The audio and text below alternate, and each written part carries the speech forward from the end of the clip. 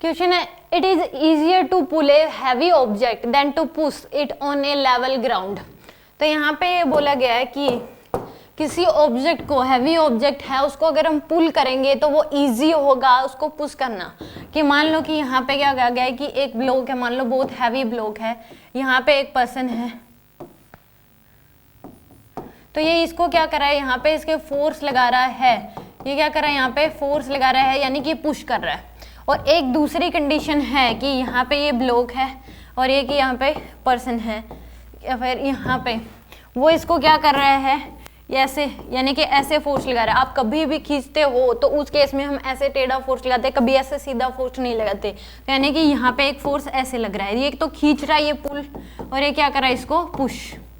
तो उस केस में खींचना, किसी ऑब्जेक्ट का हैवी ऑब्जेक्ट है, एक तो आप उसको खींच रहे हो रस्सी से बांध के मान लो, और एक आप उसके ऊपर क्या लगा रहे हो, फोर्स लगा रहे हो, पुश कर रहे हो उसको चलाने के लिए। तो किसमें जो है कम आपको फोर्स, कम फोर्स लगाना पड़ेगा, कम ताकत लगेगी। तो उस केस में इजी क्या होगा, उसको खींचना, क्योंकि यहाँ पे जो फोर्स लगा है उसके दो कंपोनेंट लोगे, एक ऊपर की तरफ आ जाएगा और एक इधर, मान लो इतने एंगल पे हॉरिजॉन्टल के साथ इतना अंदर, ये एफ कोस थीटा या मान लो, और ये क्या जाएगा एफ साइन थीटा।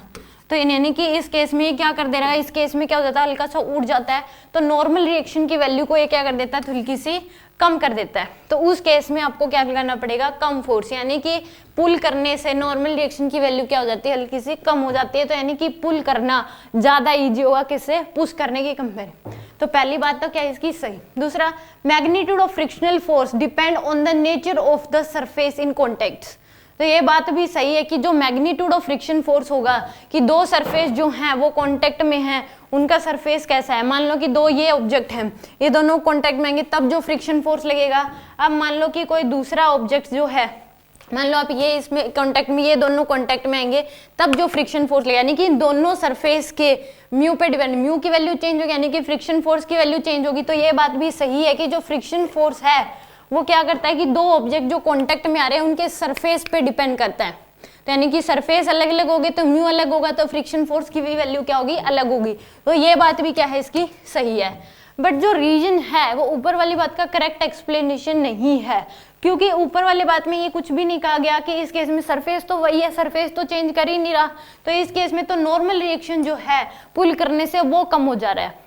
तो यहाँ पे यानी कि दोनों बात सही है, बट रीजन जो है वो करेक्ट एक्सप्लेनेशन नहीं है। अगर रीजन ये होता कि जो पुल करने हैं वो ज़्यादा इजी है, क्योंकि पुल करने से नॉर्मल रिएक्शन क्या हो जाता है, हल्का कम हो जाता है, तो अगर ऐसा रीजन होता तो ये बात क्या होती, सही होती। अब दोनों बात सही है बट रीजन असर्शन का करेक्ट एक्सप्लेनेशन नहीं है, तो इस केस में क्या हो जाएगा, बी ऑप्शन क्या होगा इसका सही होगा।